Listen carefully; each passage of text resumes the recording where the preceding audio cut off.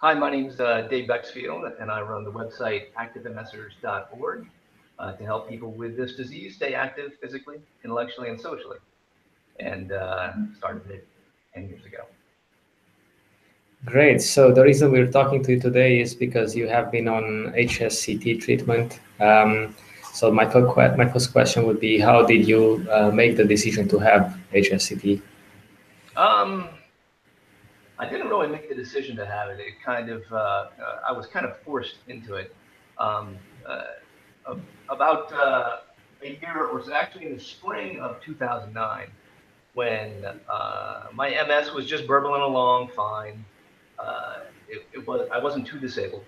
A friend sent me an email, and uh, she had this clinical trial on HSCT, and I said, "No, you're crazy. You're batshit crazy." And 6 months later, I couldn't walk across my living room floor. I was using a walker. I was incredibly disabled, and I needed an emergency treatment, and I needed it right away. So it was uh, it was really a must do at that time. And I tried to get into a clinical trial on Lemtrada, and I failed that. And this trial was the one thing that could save my life. So would you say then, the anxiety associated with what might come with the treatment sort of overcame the potential benefits you saw in the treatment? Um, yeah, I mean the risks were substantial, but I felt at the time I didn't really have a choice.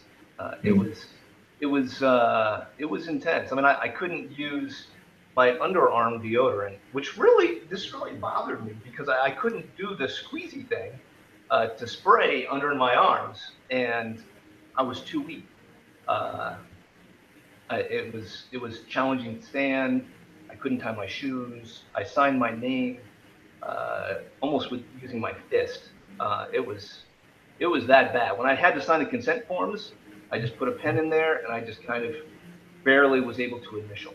Um, my MS had just ramped up in an incredibly fast manner.